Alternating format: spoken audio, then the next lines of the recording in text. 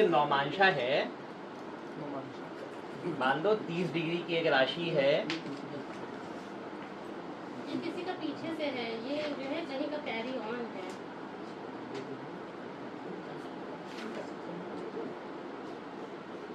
हाँ वहाँ ये देखो, ये अष्टम के चंद्रमा बैठी है, निष्क्रिय होता है बिल्कुल नहीं, वहाँ पे मरणासन अवस्था होती है इसकी, मगर वो केतु के साथ बैठा हुआ है तो उनको बहुत अच्छा वो दे रहा है। अब देखो, मान लो कि एक राशि है, इसका स्पैन 30 डिग्री है, ये तो अभी आपको याद ही हो गया होगा, 30 डिग्री है।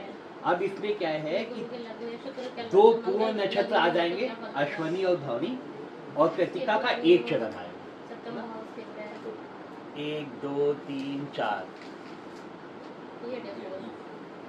ये अश्वनी है, ये भरणी है, ये लिखा है और ये किस भाव से कृतिका क्या है। देखा जाता है।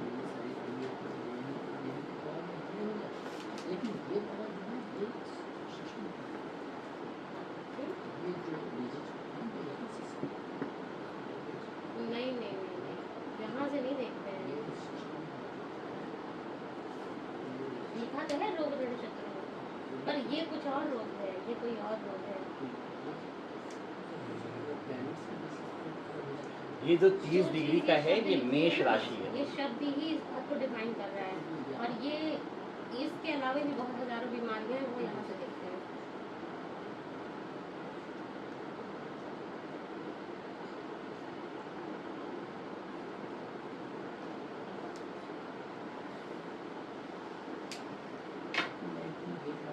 मेष राशि 30 डिग्री का इस पर ना एक मेष राशि से स्टार्ट करेंगे ना, तो पहली मेष राशि है। तो अब देखो, मोटी मोटी चीजें कहानी की तरह सुन लो ना, पढ़ाने का एक काम तो हम कर ही देंगे, कुछ लाइट मोड में कहानी सुनो, और यही कहानी पढ़ाई में जाएगी ना। जो जो कह रहे हैं वो कहानी सुना रहे हैं, तो उससे किस ग्रह का क्या प्रभाव होगा उस पर हम ध्यान देंगे, ठीक है। तो पहले जैसे मान लें हमने स्टार्ट कर दिया नौमांशा, तो नौमांशा में हमने कहा भाई 9 पद होंगे, ऐसे ही कृतिका में 9 पद हैं, 9 नौमांशा है और 9 पद हैं, दोनों के मान सेम है, 3 डिग्री 20 कला का एक है। तो यानी एक राशि का जो स्पैन 30 डिग्री का है, ये मेष राशि है, और मेष राशि में 2.25 नक्षत्र आते हैं। तो मेष राशि में पहला नक्षत्र अश्वनी, दूसरा भरणी और तीसरा कृतिका का एक चरण आया केवल। अच्छा, अश्वनी नक्षत्र का जो स्वामी है कौन है? केतु, ठीक है। आप क्या कहानी सुना रहे हैं उससे ध्यान दो, क्योंकि इससे ही आप सीधे रिलेट कर पाओगे। अभी किताब खोल के रटोगे कभी नहीं आएगा। अब हमने कहा देखो, अपने दिमाग से समझ जाओ, एक चीज बता रहे ऐसे अपने दिमाग से सब कुछ निकाल दो। सबसे पहले कहा कि हमने 30 डिग्री की एक मेष राशि है, तो आप पहले से जानते हो कि मेष राशि का स्वामी मंगल है। इसका मतलब है कि ओवरऑल मंगल का प्रभाव रहेगा इस 2.25 नक्षत्रों पे भी। तो सबसे पहले हमने क्या मालूम पड़ गया कि अच्छा, इसमें मंगल की भी ऊर्जा लगी हुई है, एक बात। अब फिर हमने कहा जो ये 30 डिग्री का है, इसमें तो 13 डिग्री 20 कला का अश्वनी नक्षत्र है। अच्छा, अश्वनी नक्षत्र है, इसका स्वामी केतु है। इसका मतलब है कि मंगल का भी प्रभाव है, क्योंकि राशि के पूरे स्पैन में था। फिर केतु का भी प्रभाव है, क्योंकि अश्वनी नक्षत्र का स्वामी, जैसे प्रधानमंत्री नरेंद्र मोदी, उनका पूरे इंडिया पे भी प्रभाव है, यूपी पे भी प्रभाव है ना। तो इसका मतलब है नरेंद्र मोदी मंगल ना, और यूपी में योगी जी बैठे, मतलब केतु, समझ गए। तो क्या यूपी में मंगल का प्रभाव नहीं है, मतलब नरेंद्र मोदी का प्रभाव यूपी में भी है। अच्छा, अश्वनी नक्षत्र पे केतु का प्रभाव है, योगी जी हमारे। तो आप ऐसे समझो कि जब हम लोग शुरू में एस्ट्रोलॉजी करते हैं तो हम राशियों की बात करते हैं कि मेष राशि। अच्छा, राशि वाशी का कंसेप्ट 400-600 साल पुराना है। खाली पहले राशियों जैसी कोई चीज ही नहीं, केवल नक्षत्रों की ऊर्जा पे बात करते। अब इसको आसान करने के लिए हमने कर दिया, अच्छी बात। तो अब हमने देखा कि भाई जो पहला नक्षत्र है उसका विस्तार 13 डिग्री 20 कला का है, और वो अश्वनी नक्षत्र है, इसमें 4 चरण है। एक चरण 3 डिग्री 20 कला का है। अच्छा, अब इसको नौमांशा में जब हम देखेंगे तो हमने कहा, सबसे पहले कहा ये मेष राशि में था, इसका मतलब मंगल का प्रभाव है। फिर हमने कहा इसका नक्षत्र स्वामी केतु है, इसका मतलब केतु का प्रभाव है, हो गया।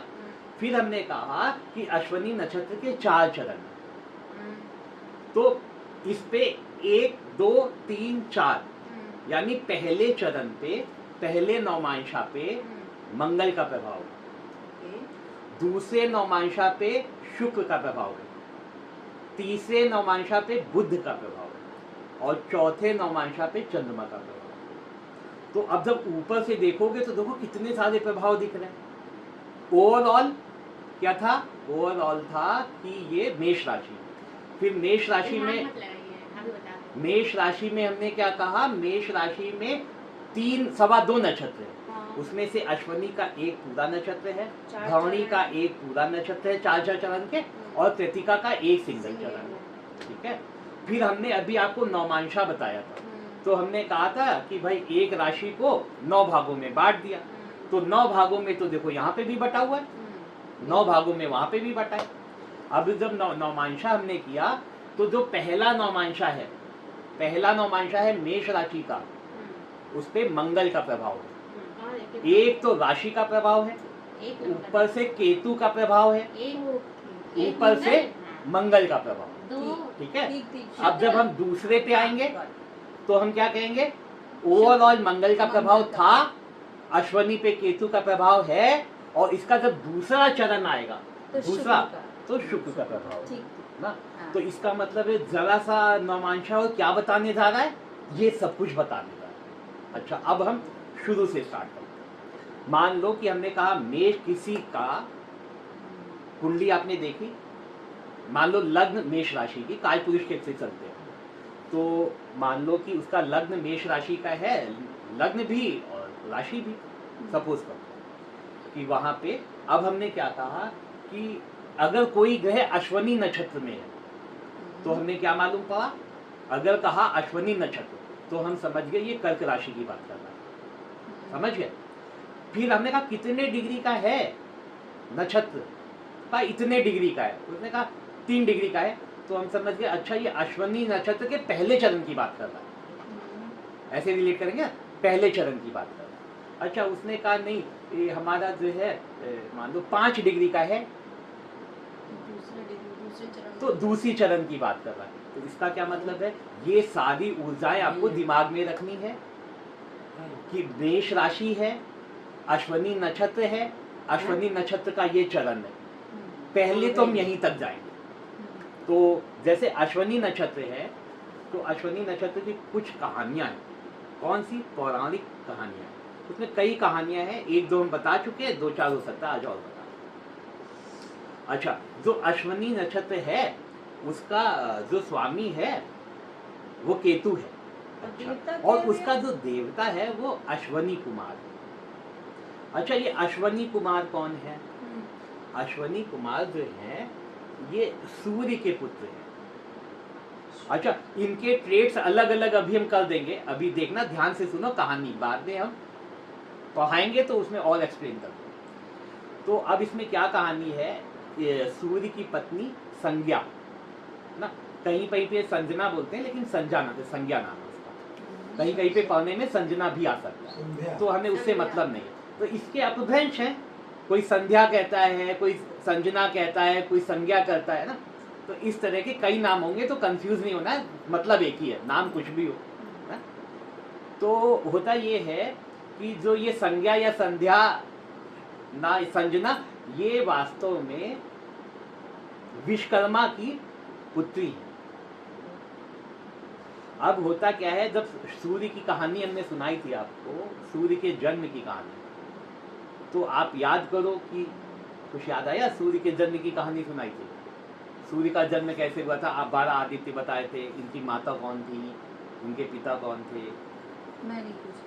अच्छा, कोई बात नहीं, वो पौराणिक कहानियां हैं, फिर वो भी बताएंगे तो ज्यादा लंबा हो जाए। तो आप ऐसे समझो कि अब सूर्य में बहुत ज्यादा ताप है, हीट है।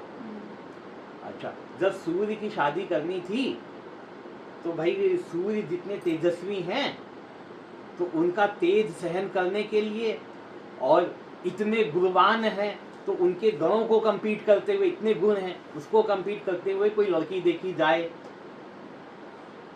तो जो विश्वकर्मा है वो कभी पढ़ाएंगे चित्रा नक्षत्र तो उसमें बात कर लेंगे। तो विश्वकर्मा क्या है, वो सारे चीजों के क्रिएटर है, हर चीज क्रिएट करते हैं। और ऐसे क्रिएटर हैं कि जैसे मान लो कि रथ बनाना है, तो रथ बनाएंगे, घर बनाना है, किसी का महल बनाना है, अच्छा शिव जी को अपना घर बनाना है, आओ विश्वकर्मा को बुलाया, बनाओ जो आज्ञा। तो जो विश्वकर्मा है वो एक्सीलेंट काम करते हैं, देवताओं का जो एक्सीलेंट काम करना होता है वो विश्वकर्मा को कॉल किया जाता है, आप करोगे, और वो अपने काम में एकदम माहिर है। ठीक है, तो अब बात होती है, तो हाँ हो जाता है कि हाँ इनकी शादी इससे हो। जब शादी हो जाती है तो कुछ समय इनका अच्छा जाता है, सभी का जाता है, जैसे जिसकी शादी होती है पहले कुछ अच्छा ही जाता है, फिर बाद में उनको लगता है कि यार ये कुछ ज़्यादा हीट कर रहे हैं, मतलब ना, तो उनको कहती है कि अगर इनकी हीट को मुझे सहना है तो अपने अंदर ये क्षमता लानी पड़ेगी। तो वो सोचती है ये क्षमता कैसे आएगी, तो कहते क्षमता आएगी तप से। तो वो सोचती है कि हम तपस्या करें कि इनकी ऊर्जा को सह सकें। तो ये बात उनके दिमाग में आती, तो सोचती है यार कल तो दे, लेकिन ऐसे छोड़ के जाएंगे तो फिर कैसे काम चलेगा। तो वो अपनी एक छवि बनाती हैं और उसको जीवन दे देती हैं और कहती हैं आपको सूर्य के साथ रहना है, छाया। तो वो छाया सूर्य के साथ रहने लगती है। अब कोई लड़की किसी गुणवान व्यक्ति के साथ रह रही तो भाई इंप्रेस तो होगी, भाई सूर्य में क्या ही कमी है, तो उसको भी थोड़ा सा प्यार हो जाता है। तो ठीक है, तो उनकी कहानी चलने लगती है, फिर उससे कुछ संतान की उत्पत्ति हो जाती है, यमी करके शनि करके संतान भी उत्पन्न हो जाती है। अब क्या है, वो गई हुई थी वहां पे, ये कहानी है तपस्या करने। तो एक बार आता है कि यार उनके बच्चों ने खाना मांगा, तो जो उनकी पत्नी थी, जो उसकी छाया थी, उसने तुरंत नहीं दिया, देने में डिले कर दिया या नहीं दिया। तो उनकी जो संतान थी वो अपने पिता से कहती है कि डैडी ये मेरी माँ नहीं हो सकती, क्योंकि जो हम खाना वगैरह मांगते हैं ये प्रॉपर टाइम से देती नहीं। तो उनके डैडी को भी लगता है यार बच्चे कह रहे हैं कोई मतलब है, तो फिर अपना रिकॉल करते हैं, कहते हैं हाँ यार लगता तो कुछ ऐसा है? तो उनको कुछ शंका आ जाती है इस बात की। तो फिर वो सोचते हैं कि वो उसको ढूंढे। तो होता क्या है कि संज्ञा को, या जो भी नाम है उनका, संध्या, वो उनको लगता है कि एक बार मैं अपने बच्चों को देखा हूँ, मैं तो तब करने आई थी, बच्चों को देखा है। तो वो बच्चों को देखने वापस आती है और फिर देखती है यहाँ तो ये सारा कार्यक्रम है। तो अब भाई दूसरी लड़की है, फिर वो पति, फिर ये, फिर वो, फिर प्यार मोहब्बत, उसको बुरा लगता है, वो वापस कहती है हम जा रहे हैं वापस। तो जब वापस जा रही होती है तो सूर्य को कुछ आशंका हो जाती कि कोई आया था, उनको लगता है कोई आया था, लेकिन इसी भगदड़ में वो जब वापस जा रही होती तो कोई ऋषि मिल जाता है, ऋषि उनको श्राप दे देता है, संध्या को श्राप दे देता है। कोई बात नहीं, वो श्राप लेके अपना तप करने चली जाती है। तो उनको कुछ श्राप दे दिया उन्होंने, तो उन्होंने श्राप ले लिया और फिर वो घोड़ी का रूप बनाया उन्होंने, क्योंकि घोड़ी का रूप का इस श्राप से भी एक संबंध है, इस श्राप से एक संबंध है। तो बहुत लंबी कहानी है।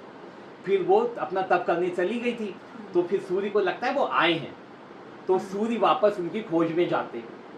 उनको भी कोई ऋषि वगैरह मिलते हैं, बातचीत होती है, फिर उनको ठिकाना मालूम पड़ता है कि वो वहाँ हैं। तो भगवान सूर्य भी घोड़े का रूप बनाते हैं, क्योंकि वो घोड़ी बन के गए, तो घोड़े का रूप बनाते हैं। फिर उनसे मिलते हैं, फिर कहते उन्हीं से, दोनों के उससे फिर अश्वनी कुमार का जन्म होता है। अच्छा, अश्वनी कुमार, अश्वनी नक्षत्र जो है उसका सिंबल घोड़े का सर है, ठीक है। अच्छा, ये जो अश्वनी कुमार हैं, इनके जैसे घोड़े का सर है एक बात, और आप याद करो हमने कहा सूर्य आरोग्यता का कारक है। अगर किसी की कुंडली में कोई भी रोग है उसमें सूर्य इन्वॉल्व है, सूर्य खराब है तो ये है, आरोग्यता का कारक सूर्य है। तो हमें लग रहा है कि आरोग्यता का कुछ इनके पास है। अच्छा, जो ये अश्वनी कुमार है ना, ये जुड़वा हैं, ट्विंस हैं, दो हैं, ये ट्विंस हैं, इनके दो अलग अलग नाम हैं, एक ना सत्या करके है, एक, दो नाम है इनके, तो ना सत्या और कुछ साध्य करके है, दो अलग अलग व्यक्ति। तो अश्वनी कुमार दो हैं, अच्छा, इसको आप याद करने के लिए आप नकुल सहदेव को याद कर सकते हैं, क्योंकि नकुल सहदेव भी अश्वनी कुमार से ही उत्पन्न हुए हैं, उन्हीं के आशीर्वाद से। तो इसका मतलब है जो नकुल सहदेव के ट्रेड्स हैं वो अश्वनी कुमार के भी हैं। अच्छा, इसका क्या मतलब समझे कि जैसे जो नकुल सहदेव थे उनको तलवारबाजी और भाला फेंकना इसमें महारत हासिल थी, और जो सहदेव थे वो बहुत बड़े ज्योतिष थे। वो इतने बड़े ज्योतिष थे कि दुर्योधन युद्ध का समय का मुहूर्त निकलवाने के पास सहदेव के पास जाता है, क्योंकि उसको मालूम था, वैसे सहदेव को पूरा महाभारत पहले से मालूम था कि क्या ही होना है, लेकिन उनको श्राप था कि अगर ये व्यक्त करोगे तो तुम निकल जाओगे। लेकिन सहदेव को सब मालूम था और वो बहुत बड़े ज्योतिष थे, और इतने बड़े ज्योतिष कि दुर्योधन जा रहा है उनके पास, बड़ी बात है, क्योंकि भाई दुर्योधन युवराज है तो किसी से कर लेता, लेकिन उसको मालूम है जो ये बताएगा वो सही बताएगा। भगवान कृष्ण ने उसमें कुछ करके सब किया था, लंबी कहानी। हाँ।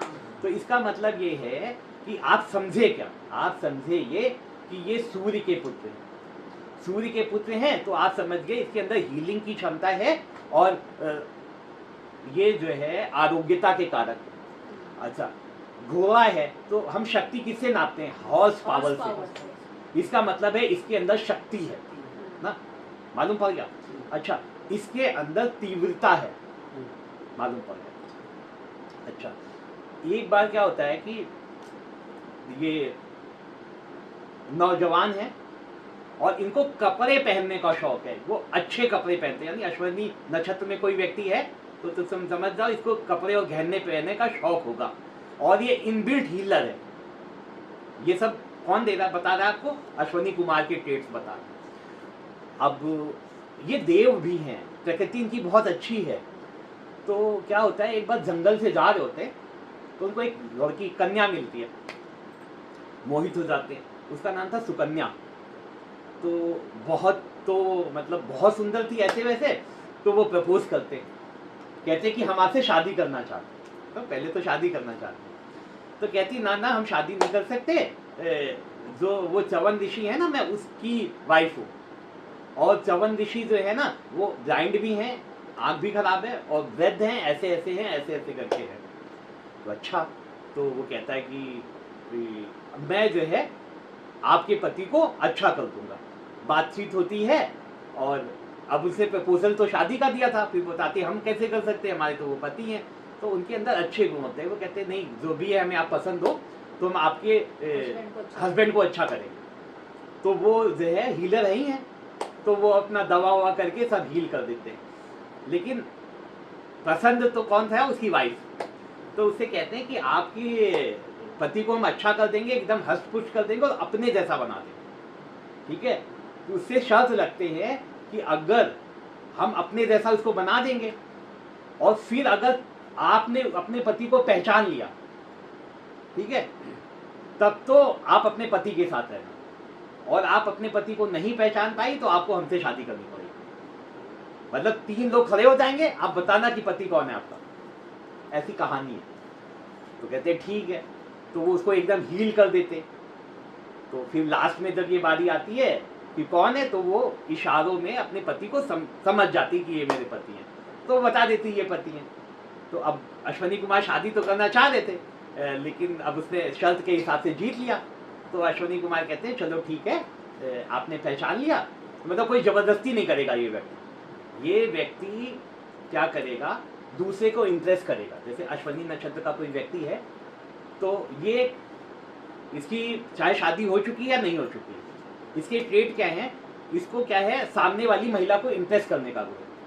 ये ऐसे ऐसे कपड़े पहनेगा, उसके सामने ऐसी ऐसी हरकतें करेगा कि सामने वाली महिला इम्प्रेस हो जाए।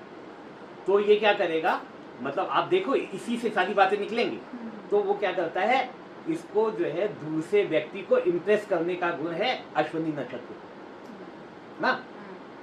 तो मान लो कि कहीं गया है शादी में, अच्छा ये कौन है, भाभी है, अच्छा तो भाभी को इम्प्रेस करने में लग गया। अच्छा ये कौन है, ये तुम्हारी साली है, अच्छा साली को इम्प्रेस करने।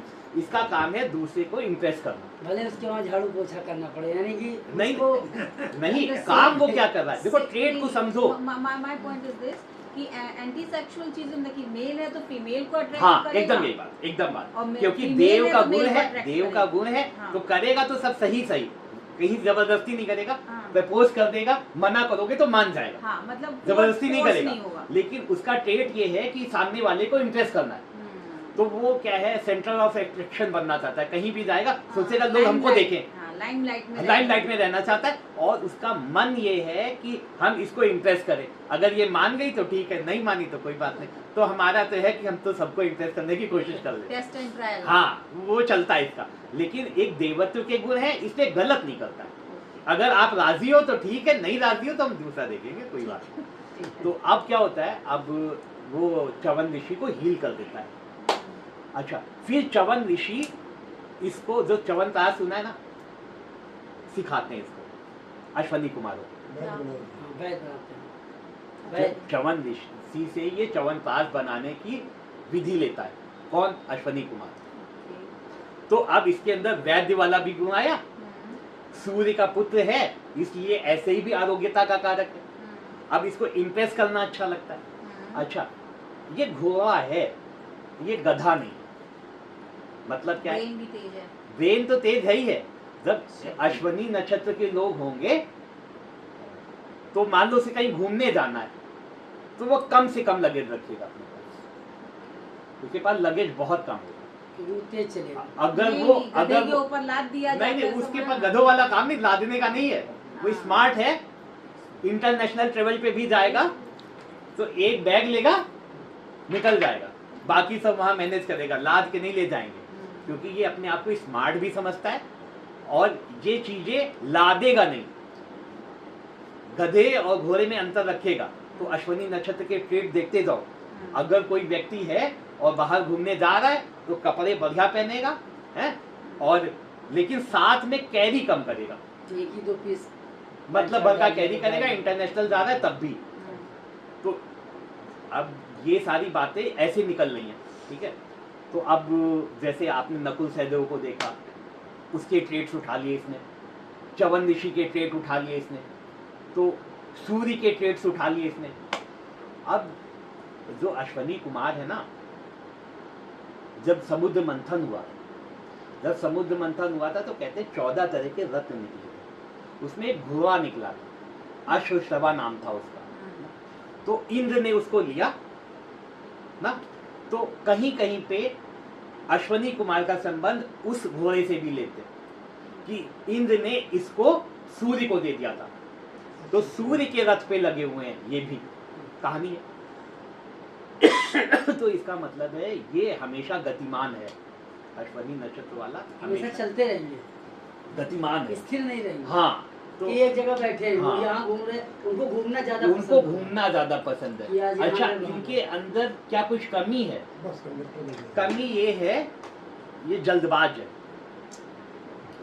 इनको हर चीज की जल्दी है, वो क्विक काम करना चाहते हैं जल्दी से। तो कभी कभी ऐसा होता है कि ये बिना सोचे समझे भी कुछ काम कर देते हैं, कि उनको जल्दीबाजी, एक कोई कमी है, हाँ जल्दीबाजी की कमी है, या थोड़े से जल्दबाज है। अच्छा, जल्दबाज हैं तो ठीक है। तो ऐसे जैसे समुद्र मंथन की कहानी आई तो उसमें से भी लिंक कर दिया कि इनको सूर्य को इंद्र ने लेके सूर्य को दे दिया। तो इस तरह की आपको बहुत सारी कहानियां, वैदिक या पौराणिक कहानियां मिलेंगी अश्वनी कुमार के बारे में, अलग अलग अलग अलग। तो आप कोशिश करो कि जितनी भी वैदिक कहानियां हैं उनको पढ़ो ना, उसमें से अपने तथ्य को निकालो ना, कि जैसे वो सुकन्या के साथ उसने प्रपोज किया लेकिन उसने मना किया, उसने बात को समझा, उसने छोड़ दिया, कोई जबरदस्ती नहीं की उसने ना। तो इसके अंदर देव गुण है। अच्छा, दूसरे को अट्रैक्ट करना चाहता है, अपनी शक्ति का प्रदर्शन, अपनी सुंदरता का प्रदर्शन, अपने कपड़ों का प्रदर्शन, और अट्रैक्ट करने के लिए जैसी पर्सनालिटी होनी चाहिए वैसी अश्वनी की है। अच्छा, ये हो गया। तो इसका मतलब है कि अगर कोई व्यक्ति अश्वनी नक्षत्र का है तो क्या करेगा, तो जैसे उसके अंदर जो पावर है, अच्छा, तो अगर वो पहले नक्षत्र में आया, पहले चरण में, अश्वनी नक्षत्र है उसका पहला चरण, तो सबसे पहले तो ये मेष राशि में था, तो मंगल के प्रभाव में था, ठीक है। केतु के प्रभाव में था ना, केतु एक हीलर है, डॉक्टर एक हीलर है, उसको डॉक्टर वैद्य भी कह लो, अश्विनी कटिंग कुमार तो वैद है। कट करना ना, तो नहीं, अश्वनी के ही बहुत सारे ट्रेट है, एक ही काम नहीं करेगा, यही तो हम बताना चाह रहे हैं कि पहले चरण में है कोई ग्रह अश्वनी नक्षत्र के पहले चरण में, मंगल तो का पहला बताया? नौमांशा मंगल का भी था, 1 नंबर था। अच्छा, तो इसके अंदर गति है, इसके अंदर पावर है। अच्छा, स्पोर्ट्स में जाएगा ये, किसमें है? अश्वनी नक्षत्र में। किसमें जा रहा है? क्योंकि मंगल के नौमांशा में आया है, तो ये स्पोर्ट्स में अच्छा कर जाएगा ना। जैसे भाला फेंकना है, अच्छा कर जाएगा, तलवारबाजी करना है, अच्छा कर जाएगा। आप देखो, रिलेट कर लो उसको, क्या ही कर रहा है नकुल से। नकुल से, तो वो एक तो ऊर्जा है उसके अंदर, तो स्पोर्ट्स के लिए ऊर्जा चाहिए होती है, तो वो स्पोर्ट्समैन है। अच्छा, कौन सा स्पोर्ट्स में जाएगा? तो भाला भी फेंक सकता है, तलवारबाजी भी कर सकता है, ऐसा नहीं यही तो कर सकता है, घुड़दौड़ हाँ, ना, रेस- जहां पे घोड़ा आ गया, इसका मतलब है ये अश्वनी नक्षत्र की कोई बात कर रहा है। तो आपने घोड़े से संबंधित घुड़दौड़ है कि रेसिंग है, कोई आजकल तो कौन घोड़ा दौड़ाएगा, तो ये जो ये कार रेसिंग, क्या बोलते हैं, बड़ा अच्छा सा नाम है, बहुत तेज गाड़ी ड्राइव करते हाँ, हैं, कार स्पोर्ट्स रेसिंग का, है। हाँ, फार्मूला 1। अगर फार्मूला 1 कार का कोई रेसर है, तो हो सकता है कि वो अश्वनी नक्षत्र के पहले चरण का हो, क्योंकि फार्मूला 1 में क्या है कि बहुत तेज हमें ड्राइव करनी है, हमें उतना एक्टिव रहना है। तो आप देखो, ऐसे ऐसे धीरे धीरे ट्रेट निकालोगे, मतलब हम सब कुछ तो नहीं बताएंगे, लेकिन आप अपने दिमाग से रिलेट करने की कोशिश करो कि अश्वनी नक्षत्र है, पहला चरण है, ऊर्जा है, तो ऊर्जा का स्पोर्ट्स में काम कर सकता है, ऊर्जा का फार्मूला 1 में भी काम कर सकता है, जहां गति ज्यादा चाहिए वहां पे काम कर सकता है। तो ये अश्वनी नक्षत्र की ऐसी कहानियां चल रही हैं। अच्छा, मान लो दूसरे चरण में आ जाए, यानी शुक्र में आ जाए, शुक्र का प्रभाव आ गया, तो शुक्र के लिए हमने पहले कहा था भाई ये कपड़ों और गहनों का शौकीन है, कपड़े और गहनों का शौकीन है, तो ये इस तरह के काम करेगा शुक्र से संबंधित। अच्छा, और इसमें ये भी है कि अच्छा, जैसे जो शुक्राचार्य हैं, शुक्राचार्य दैत्यों के गुरु, वो तो शुक्र है ना, सेकंड, तो वो योगी भी है और भोगी भी है। सेक्स का कारक शुक्र है, और क्या कहते हैं, सेक्स से समाधि की ओर कौन ले जाएगा? शुक्र ले जाएगा। तो इसका मतलब है ये हीलर है, क्योंकि मैथ संजीवनी शुक्राचार्य के पास है, मैथ संजीवनी शुक्राचार्य के पास है, तो ये बहुत बड़ा हीलर है, सेकंड अश्वनी के सेकंड पद में अगर उसका जन्म हुआ है तो ना, और शुक्र से संबंधित लग्जरी वग्जरी का सबका कारक है। अच्छा, ये क्या करेगा? बड़ा सा हॉस्पिटल बनाएगा और डॉक्टरों को भर्ती कर लेगा, और हॉस्पिटलों की चेन है। अश्वनी नक्षत्र क्या दूसरा चरण का व्यक्ति हो सकता है कि मान लो चंदन हॉस्पिटल की इतनी सारी,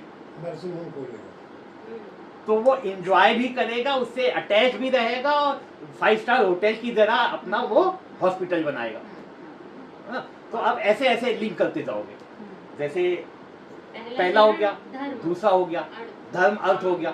पहला वो धर्म से जुड़ा हुआ था, दूसरा अर्थ वो पैसे कमाने में जा रहा है, क्योंकि सेकंड नंबर इससे। पहला वाला डॉक्टर भी हो सकता है, पहला वाला तो नॉर्मल डॉक्टर, बस धर्म। अच्छा, वो हीलर तो है ही है। Second- अच्छा, एक बात और समझो, अश्वनी नक्षत्र का कोई भी ट्रेड का हो, है, अश्वनी नक्षत्र का है खाली। अच्छा, वो जो है परचून की दुकान है उसकी, अश्वनी नक्षत्र का है, और मान लो किसी भी वजह से कोई भी इसकी परचून की दुकान है ना, या कोई उसके अंदर हीलिंग की क्वालिटी इनबिल्ट है, वो बताएगा कि भैया पेट खराब रहता है, ये कायम चूर्ण ले लो, ओहो, ट्रेड्स नहीं छोड़ेगा, ओके, जो उसके अंदर है वो है। तो हमें क्या है, सब चीजों को एक एक करके पकड़ने की कोशिश करनी है। अच्छा, जैसे पहला चरण था, हाँ, मंगल के सारे प्रभाव आ गए उसके अंदर, हाँ, स्पोर्ट्समैन बन गया, फार्मूला 1 कार घोड़ा दौड़ा लिया, सब कर लिया। शुक्र में आया मैथ संजीवनी शुक्राचार्य, फिर उसने कहा कि अच्छा हॉस्पिटल की चेन बना देंगे, लग्जरी एंजॉय करेंगे, तो हमारा तो जो हॉस्पिटल होगा ना, वो सहारा का होगा, चंदन का होगा, या जो बड़े 5 स्टार जैसे होंगे वो हॉस्पिटल होंगे हमारे, ठीक। क्योंकि हमें हीलिंग भी करनी है और लग्जरी भी देनी है। ठीक। अब वो थर्ड में आएगा, थर्ड में आएगा तो थर्ड बुध में आ गया। तो इसका क्या मतलब है, वो सारी चीजें हैं इसके पास, मंगल की भी ऊर्जा है, केतु की भी ऊर्जा है, और साथ में अब सूर्य शुक्र की भी तो है। वो तो है। अब तीसरे चरण पे आया, इससे तो भरणी बुद्ध आ नहीं, गया। इनका कहने का मतलब है फर्स्ट सेकंड का भी क्या रहेगा, मेरा पॉइंट ये है। फर्स्ट सेकंड का थर्ड अभी में बुध, मंगल, केतु एंड बुध, तीन चीज की एनर्जी हाँ। रहेगी इस पे। आप फिर से समझिए, नहीं, पहला मेष राशि थी, मेष राशि में अश्विनी नक्षत्र है, तो मेष राशि की वजह से मंगल का भी प्रभाव रहेगा। रहेगा, पूरी राशि पे रहेगा। अच्छा एक बात और समझो, अगर अश्विनी नक्षत्र में ना सूर्य आएगा, उच्च का आएगा, हाँ, क्योंकि मेष राशि में मेष राशि तो है, मेष राशि मंगल में तो सूर्य उच्च का ही होता है। हाँ, वो तो कह रहे मेष राशि। नहीं, तो आपको क्या करना है, इसमें बहुत सारी बातें हैं और आपको हर बात पे थोड़ा थोड़ा ध्यान रखना है, क्योंकि बाद में सारी बातों को मिक्सी में डाल के चला देनी है, और उसका जो ब्लेंड आएगा उसको नौमांशा और एस्टक वर्ग से टैली करेंगे और फिर बोल देंगे। ठीक है, तो अब जैसे थर्ड में आएगा, अब जब थर्ड में आया तो थर्ड है बुध, थर्ड नौमांशा बुध का है, मंगल तो था उसके पास भाई, हाँ, हीलर तो है ही है ये। अब जब ये मंगल का बुध का प्रभाव उठाएगा तो बुध कौन है, बुध बच्चा भी है, बुध राजकुमार भी है, बुध बिजनेसमैन है, बिजनेसमैन है, कट्टर मतलब बढ़िया कट्टर होना है। तो इसका मतलब है कि हो सकता है ये कुछ अश्वगंधा है या जितने आयुर्वेदिक चीजें हैं उसकी कोई मैन्युफैक्चरिंग यूनिट डाले और वो उससे पैसा कमा रहा है, आयुर्वेदिक दवाओं से या किसी भी तरह की दवाओं से। तो इसका काम दवाओं से पैसा इकट्ठा करना है, तो ये बनिया बुद्धि लगाएगा, अश्वनी में बैठा है। जी बेटा। अब ऐसे ही करके जैसे आयुर्वेद का कारक तो वो बेचारा वहां से भी उठा रहा है, अब ऐसे ही मान लो कि इसका चौथा चरण आ जाए, चंद्रमा आ जाएगा, तो चंद्रमा तो भावनाओं का कारक है, जितनी भी तरह की औषधियां हैं उसका कारक है, नेचुरल जल है उसका कारक है। तो ये इनसे संबंधित जो भी ट्रेड्स हैं वो काम करेगा। और जैसे चंद्रमा को माँ ले लो तो माँ से उठा लो, चांदी से उठा लो ना, या आप जो है औषधियों से उठा लो ना। तो चंद्रमा के जितने ट्रेड्स हैं उससे संबंधित ये काम कर सकता है। तो इसका मतलब है कि हम एक नक्षत्र को पकड़ेंगे, अच्छा उसकी राशि की भी ऊर्जा ले ली, उसके स्वामी की भी ऊर्जा ले ली, फिर उसके देवता की भी ऊर्जा ले ली, फिर उसके नौमांशा के जो जो पद थे उसकी भी ऊर्जा देख ली, देखी सब कुछ, अच्छा देखा। तो ये एक तरीका है चीजों को समझने का ना। तो जैसे आप किसी की कुंडली देखते हो और आपने कुछ नहीं देखा, खाली देखा कि अच्छा चंद्रमा इस नक्षत्र में ना, तो नक्षत्र की जितनी ऊर्जा है, अच्छा ये कौन सा जो है नौमांशा का पद है वो भी देख लिया, तो आपको नक्षत्र के ट्रेड्स मालूम है, सूर्य शुक्र बुध चंद्रमा के ट्रेड्स मालूम है। तो ये जब बेसिक चीजें आपको मालूम है तब आपके पास रिजल्ट आने वाला है भगवान के आशीर्वाद। आप एकदम 100% समझ लो कि ज्योतिष में 9th हाउस का बहुत बड़ा रोल है। ज्योतिष कौन बनाता है? 8th हाउस बनाता है। अच्छा ज्योतिष का धन कौन है? ज्योतिष का धन है 9th हाउस। किसी भी हाउस का धन उसका अगला भाव होता है। तो अगर ज्योतिष 8th हाउस है तो 8th हाउस का धन हुआ 9th हाउस। इसका मतलब है 9th हाउस जितना स्ट्रांग होगा उतनी अच्छी आपकी ज्योतिष चलेगी। और 9th हाउस आपके अध्यात्म का है, आपकी पूजा पाठ का है, आपके धर्म का है, पिता का भी तो है, पिता का भी है। तो 9th हाउस को आप जितना स्ट्रांग कर लोगे आपकी ज्योतिष उतनी अच्छी होने जा रही है। आपको हम धर्म को नहीं मानते, पिता को नहीं मानते और पूजा पाठ नहीं मानते, लेकिन हम ज्योतिष पढ़ना चाहते हैं, तो हो सकता है कि तोते की तरह पढ़ के तोते की तरह पढ़ा दो और प्रिडिक्शन तुम्हारी डबल अंडा आएगी। ठीक है, प्रिडिक्शन के लिए आपको भगवान के आशीर्वाद की ही आवश्यकता है। आपके पढ़े लिखे होने से, सारे नियम याद होने से, तोते की तरह सब कुछ रटे हो तो तोते की तरह पढ़ा दो, लेकिन तुम्हारी प्रेडिक्शन 0 है। इसका मतलब है ये सब कुछ भगवान के आशीर्वाद से चलता है। अच्छा, जैसे नक्षत्र पे आज आ ही गए हैं तो हम आपको बताएं कि नक्षत्र के बारे में भगवान शिव ने पार्वती को सब कुछ बताया। ये भगवान शिव का पार्वती से संवाद है और उन्होंने सब कुछ डिस्क्लोज कर दिया है ना। तो इसका मतलब है कि अच्छा, आप ज्योतिष बनना चाहते हो ना, तो आपको भगवान शिव की पूजा करनी ही है, मैंडेटरी है, क्योंकि भगवान शिव से ही ज्योतिष निकली है। जैसे हमने शुरू में क्या कहा था, हमने कहा वेदों की आंख है ज्योतिष। आज आपसे क्या कह रहे हैं, हम कह रहे हैं कि जो ज्योतिष है, ज्योतिष की आंख है नक्षत्र, वेदों की आंख है ज्योतिष, ठीक है, वेदों की आंख है ज्योतिष और ज्योतिष की आंख है नक्षत्र, ठीक है। और नक्षत्र के पास ही सारी पावर्स हैं। जब उस पावर के पास कोई जाएगा तो उससे जो पावर लेगा ग्रह, तब वो आगे बढ़ेगा। ग्रह के पास ऐसे कोई पावर ही नहीं है, पावर तो नक्षत्र के पास है। जब वो ग्रह उस नक्षत्र में मूव ऑन करेगा, उससे जो एनर्जी मिलेगी वो आपके पास है ना। तो इसका मतलब है बेसिकली सब कुछ नक्षत्र है, सब कुछ नक्षत्र की ऊर्जा है जो आपके ग्रहों को जब गोचर करेगा तो मिलेगा ना। तो हम नक्षत्रों पे स्टडी कर रहे हैं, नक्षत्रों का सारा ज्ञान भगवान शिव ने दिया, ठीक है। तो मूल क्या है, मूल है भगवान शिव। तो शिव की कृपा से आपको नक्षत्रों की नॉलेज होगी, नक्षत्रों के देवता की नॉलेज होगी, नक्षत्रों के स्वामी की नॉलेज होगी, नक्षत्रों के ट्रेड्स की नॉलेज होगी, और उस नॉलेज को इम्प्लीमेंट आप शिव और पार्वती की कृपा से कर पाओगे। शिव पार्वती की कृपा नहीं है तो आप पढ़ सब लोगे और इम्प्लीमेंट कहाँ होगा। तो पढ़ के जो है आप दूसरे को पढ़ा दो ना। तो दूसरा अगर शिव भक्त है तो हो सकता है कि उसकी प्रिडिक्शन सही बैठे, और लेकिन गुरु जी की प्रिडिक्शन अंडा है, क्योंकि गुरु जी तो कहते नहीं हम ये सब नहीं मानते, हम अच्छा काम करते हैं, हम पूजा वूजा नहीं करते, पूजा का समय नहीं हमारे पास। कुछ लोग आपको अपने सनातन धर्म में भी ऐसे मिलेंगे, और वो जो ज्यादा पढ़े लिखे बेवकूफ होते, जैसे डॉक्टर होगा, इंजीनियर होगा, प्रोफेसर होगा, देखो भाई हमारे पास इतना समय नहीं कि हम पूजा वूजा करें, हम अच्छा काम करते हैं और काम ही पूजा है, हम अच्छा काम करते हैं, काम ही पूजा है। तो तुम ज्योतिष को पढ़ लो और तोते की तरह पढ़ा दो, लेकिन जब प्रिडिक्शन करोगे तो डबल अंडा है। तो इसका मतलब है ज्योतिष में आने के लिए भगवान शिव की कृपा आवश्यक है, अगर ज्योतिष बनना है तो। और खाली तोते की तरह पढ़ के तोते की तरह पढ़ाना है, या रील बना देनी, अपनी नॉलेज झाड़ देना है, वो अलग बात है। तुम नॉलेज झाड़ दो, लेकिन जब तुमको कुंडली देंगे तो सारी नॉलेज जीरो हो जाएगी, तुम्हारी प्रिडिक्शन कहीं नहीं बैठेगी। अच्छा, प्रिडिक्शन बैठती कैसे है ये भी सीख लो। हमारा काम है कि हम गाइड करते हैं।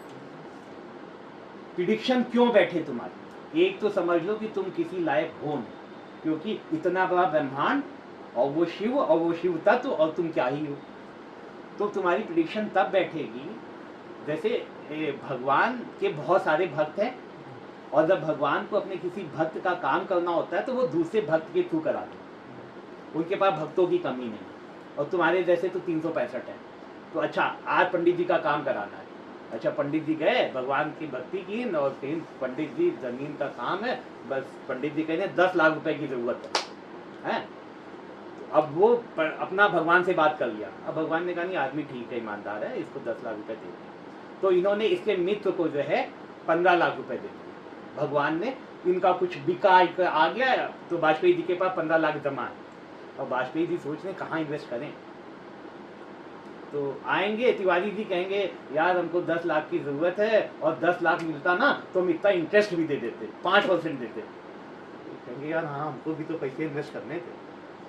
तो उन्होंने इसके पैसे इधर दिला दिए, तो इनको भी फायदा हो गया, उनको भी फायदा हो गया। मतलब क्या है, ये सब भगवान के आशीर्वाद से होता है, और भगवान किसी को श्रेय देते हैं। तो इसका मतलब है हमें भगवान से ये प्रार्थना करनी है, ज्योतिष हमें भगवान देंगे, क्लाइंट भी हमें भगवान देंगे ना, और हमें जो बोलना है वो भी भगवान बुलवाएंगे। सारा काम भगवान का है, हमें तो खाली वो श्रेय देने उनको श्रेय देना है। तो हम श्रेय पाने के लिए उनसे भक्ति करते हैं, उनसे मांगते हैं, तो वो भगवान आशीर्वाद देते हैं। आपके पास हेल्प करने के लिए किसी को भेजेंगे, जब आपके लिए पास हेल्प करने आएगा तो भगवान आपके मुंह से बोलेंगे। यही सबसे बड़ी तो सच्चाई है। इसका मतलब ये है कि ज्योतिष और जितना आपका भला होना होगा उतना ही कुंडली में दिखेगा। अब उसके खाली बाद ये दिखेगा भी होगा नहीं। कि ज्योतिष एक माध्यम है ना। अच्छा, ये भगवान से मांग सकते हो? हाँ मांग सकते हो, डायरेक्ट मांगो। क्या मांगोगे भगवान से? भगवान से कहो, भगवान से प्रार्थना करो कि आप हमें ज्योतिष की वो शक्ति प्रदान करो जिससे मैं लोगों का भला कर सकूं। बात को समझो, आपको भगवान से ज्योतिष मांगना है भगवान का काम करने के लिए, क्योंकि भगवान को जिसकी मदद करनी है वो भगवान आपके पास उसको भेज दें, तो आप उसकी मदद कर दोगे तो उसका श्रेय आपको मिल जाएगा। लेकिन काम सब ऊपर बैठे वही करना है। तो हमें केवल भगवान से प्रार्थना कर सकते हैं, वही आपको ज्योतिष बनाएंगे, वही आपको क्लाइंट देंगे, वही आपको नाम देंगे, वही आपको पैसा देंगे। और जहाँ पे ज्योतिष यहाँ पे छोड़ोगे, आपका टिकट कट गया भाई, आप कितने साल जिंदा रहोगे, फिर आप अगला जन्म लोगे तो भगवान के आशीर्वाद से ज्योतिष वहां से स्टार्ट करोगे। क्योंकि इस जन्म में आप ज्योतिषाचार्य हो जाओ संभव नहीं, अगले में हो जाओगे ये भी कह नहीं सकते। तो इसका मतलब आपने स्टार्ट किया, पहुंच गए। अब भगवान की कृपा से जब आपका अगला जन्म होगा तो भगवान अगला जन्म वहां पे करेंगे जहां से आपने जहां पे छोड़ा था, वहां को उठाते हुए आप आगे बढ़ो। ये एक पूरी यात्रा है। अब यात्रा का मतलब आप देखो, जैसे केतु यात्रा चालू करता है, अब देखो ये भी बात स्टार्ट करते हैं। जैसे पहला नक्षत्र अश्विनी है, उसका स्वामी केतु है, ठीक है। आपका जब जन्म होता है तो वो केतु की वजह से होता है, क्योंकि केतु आपके पूर्व जन्म के कर्मास को भी होल्ड करता है। अच्छा, केतु के बाद क्या आता है? जो जब कोई आत्मा गर्भ में आती है वो केतु से आ रही है, क्योंकि पूर्व जन्म के कर्म वो लिए हुए बेचारा, और पूर्ण प्राप्त, तो वो गर्भ में चला गया, केतु गया गर्भ में। अच्छा, गर्भ में उसको क्या मिला? गर्भ में उसको मिला पानी, ठीक है, शुक्र है वो, हार्मोन्स हैं वो। तो पहला केतु, फिर शुक्र, फिर सूर्य, आत्मा आई उसके बाद। तो ये सीधे सिद्धांत आता है, केतु शुक्र सूर्य चंद्र मंगल राहु, याद है? तो इन दशाओं के हिसाब से और इन ग्रहों के हिसाब से भी आपका जन्म चलता है कि केतु से जन्म लिया, पहले नक्षत्र में आया, फिर शुक्र पानी मिला, फिर आत्मा आई, फिर ये एक प्रोसीजर है पूरा ना। तो ये क्या आपको किसी किताब में डायरेक्ट लिखा हुआ मिलेगा? नहीं मिलेगा।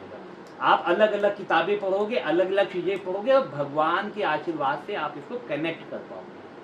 कनेक्ट करने के लिए भी भगवान की आवश्यकता है। तो होल सोल ये है कि हम लोग एक यात्रा पे हैं जो भगवान के आशीर्वाद से ही पूरी कर सकते हैं सब कुछ। अच्छा, इससे बहुत सारी चीजें क्लियर हो जाती है। जैसे हैं हिंदू, हैं सनातनी ना, हम पूजा नहीं करते, हम अच्छे काम करते हैं। अच्छे काम करने से क्या हो जाएगा? अच्छे काम करने से आप स्वर्ग में चले जाओ, और फिर क्या होगा? आप अपने पुण्यों को भोग करके फिर वापस आ जाओ। अच्छा, जो बुरा काम कर रहा था उसका क्या हो गया? वो नर्क में गया, उसने बुरे कर्म को भेजा और फिर वापस आ गया। तो काम तो दोनों सेम करते हैं। इसलिए केवल अच्छा काम कर लेना ये सनातन धर्म नहीं है। सनातन धर्म का अर्थ है मुक्ति, भगवान की प्राप्ति, ना।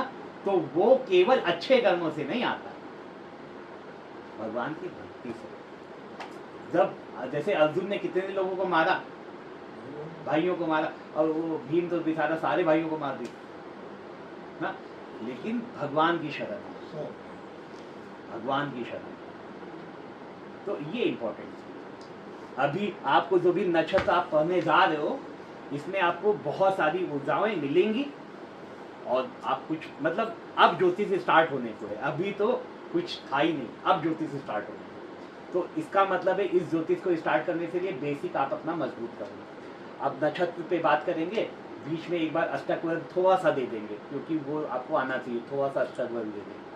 क्योंकि कुंडली कैसे देखे में हम नवमांशा की भी बात करेंगे, नक्षत्र की बात करेंगे, फिर अष्टक वर्ग की भी बात कर देंगे कि अष्टक वर्ग। और वैसे पढ़ाना तो गोचर भी है, गोचर देखना कि जब कुंडली देखोगे तो इस समय क्या घट रहा है आज अभी, तो वो नौ तारा सिखाया था, वो नौतारा से भी देखोगे और गोचर से भी देखोगे। मतलब एक चीज को जब 4-5 तरीकों से देखोगे उसमें जो रिजल्ट आएगा बाहर वो होना है